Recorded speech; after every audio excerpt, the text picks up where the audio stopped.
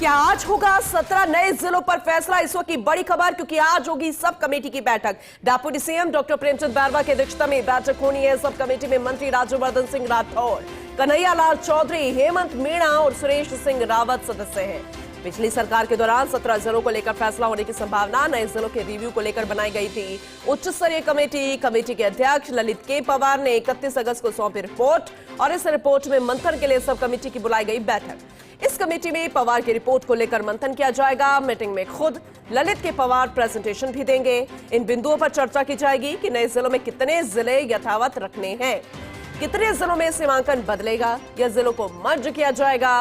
बैठक में मंथन के बाद मुख्यमंत्री ही फैसला करेंगे, लेकिन कई मायनों में यह बैठक बेहद अहम मानी जा रही है, क्योंकि 17 नए जिलों पर क्या आज ही फैसला हो जाएगा?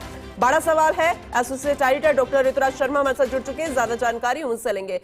ऋतुराज जी, क्योंकि बेहद महत्वपूर्ण बैठक है और 17 नए जिले जो बने हैं, वहां के रहवासी जो है वो भी टकटकी लगाकर इस फैसले को देख रहे होंगे कि क्या नया फैसला आएगा।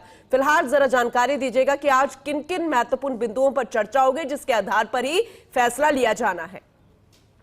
देखिए, 17 नए जिले जो बने हैं वो उनके वहाँ के रहवासी ही नहीं, पूरे राजस्थान में ही इसको लेकर काफी जो क्यूरियोसिटी का माहौल है, जिज्ञासा का। क्योंकि जिस तरह से सरकार ने गठन के साथ ही जिलों पिछले जो जिले बनाए थे पिछली सरकार में 17 नए जिले, उस एक कवायद शुरू की और ललित के पवार की अध्यक्षता में कमेटी बनाई और साथ ही साथ एक मंत्रिमंडलीय कमेटी बनाई।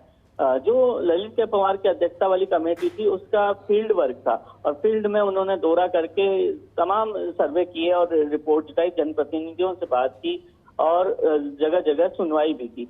तो इन तमाम चीजों को लेकर जब कमेटी ने रिपोर्ट पेश कर दी, इसके बाद अब कवायद जो है वो मंत्रिमंडलीय कमेटी के स्तर पर जाती है और अब मंत्रिमंडलीय कमेटी क्या सिफारिशों पर किस तरह से अमल करेगी, या फिर इसमें कई तरह के चीजें सामने आती हैं, क्योंकि जनगणना होनी है और उसके चलते सीमाएं भी फ्रीज हो गई हैं। तो इसमें देखना यह होगा कि किस तरह से कमेटी काम कर सकती है, कितने अधिकार के साथ काम कर सकती है। क्योंकि यदि सीमाएं फ्रीज हो गई तो एक पंचायत समिति या पंचायत की सीमा दूसरे में मिलाना ये पॉसिबल अभी नहीं हो पाएगा। तो ऐसे में जो कमेटी ने, ललित के पवार कमेटी ने ये माना है कि जो छोटे जिले हैं वो किसी भी स्तर पर व्यवहारिक नहीं कहे जा सकते। प्रशासनिक अगर दृष्टिकोण की बात करें, व्यावहारिक दृष्टिकोण की अगर बात करें, तो ऐसे में कमेटी किस तरह से सिफारिश करेगी, क्योंकि ये भी कमेटी सिफारिश कर सकती है और ये सिफारिश जाएगी कैबिनेट में और मुख्यमंत्री के पास। तो मुख्यमंत्री इसे किस तरह से लेते हैं, और क्योंकि बहुत माना जा रहा है ये कि एक मीटिंग में ऐसा नहीं हो सकता कि तमाम बिंदुओं पर विचार करके और बिल्कुल फैसला ले लिया जाए। तो ऐसे में ये समझ में आ रहा है, ये माना भी जा रहा है कि इसके लिए 2-3 बैठकें हो सकती हैं।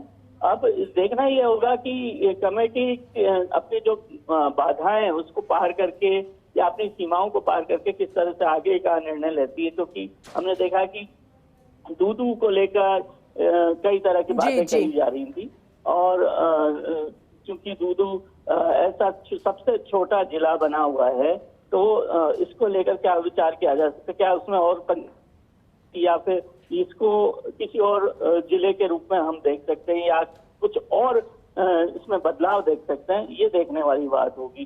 तो कई तरह के कयास हैं यहाँ पर और कई तरह के सवाल हैं, तो उन सवालों का जवाब कमेटी किस तरह से मानकर चले कि थोड़ा वक्त लग सकता है, क्योंकि बेहद महत्वपूर्ण है ये जितने भी बिंदु आपने फिलहाल गिनाए हैं। आगे भी आपसे जानकारी हम लेते रहेंगे ऋतुराज जी।